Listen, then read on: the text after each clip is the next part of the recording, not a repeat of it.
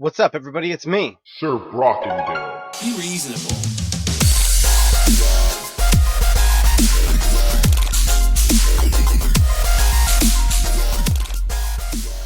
What's up, everybody? Today we're going to go over the Barch attack strategy. I find that it's pretty important, especially for when you're sitting around Town Hall level 4 or so. The reason I say that is because it's the cheapest loadout that you can really make that is effective at being able to get you enough loot, because really at this level it's about getting a lot of loot. That way you can Town Hall up a little bit without rushing. That way you can actually sit there and spend time doing all your upgrades, because what really happens is people tend to rush at this point, and there's no need to. Just make sure that you're doing the right troops, and then at about Town Hall 5 is a good time to start sniping Town Halls and getting your 1250 trophies. That way you can get your gems and get your next builder. I like to do that at Town Hall 5. Some people like to do it, at least try and do it at Town Hall 4. Really, it's up to preference, but do what you do. So the reason I wanted to show this is because a lot of people use barbarians and archers to raid places, but the fact of the matter is they deploy them terribly. Here's a great place, for example. So what we want to do is make sure that when we deploy them in the right order. You want to take in your barbarians. I have a little, I would normally do 40 barbarians and 30 archers, just as a heads up.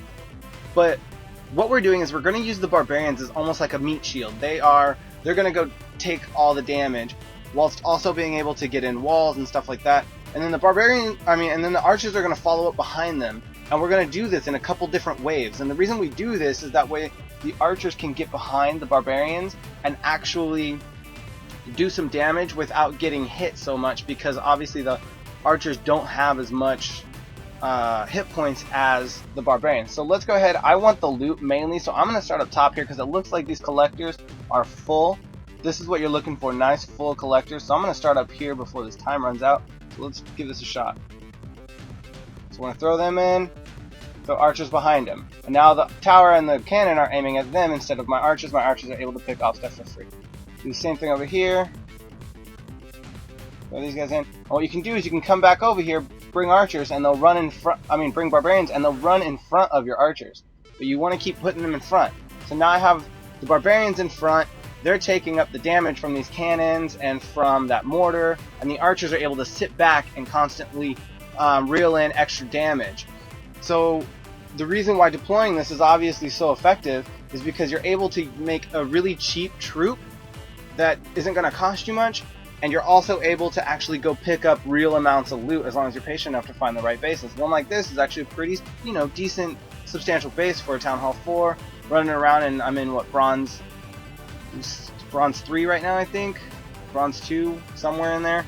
But I'm able to go in now that mortar's taken out. There's really not anything that's going to be able to stop us. We got this cannon, but we're already so far in and we have enough troops that it's not going to really be a problem. And we're able to not only pick up all the loot on this base, but we're also able to pick up the 3-star, which is really nice. Good he has no corner huts because I didn't even check. And so it's a really easy, simple loadout, but make sure that every time you do it, you want to deploy the barbarians, then the archers. That way the archers are sitting in back of the barbarians.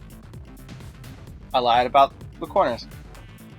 So you want to make sure that those archers are always behind the barbarians, and then after, even if you've deployed all your archers, you can actually send in more barbarians. The barbarians will run in front of the archers, which is going to save the archers, and it's going to put the troops that have the most hit points up front, which is really what matters and is what's going to be crucial for this. Because if you're just sending in barbarians or you're just sending in archers, what happens is they're all together. All of your troops end up together.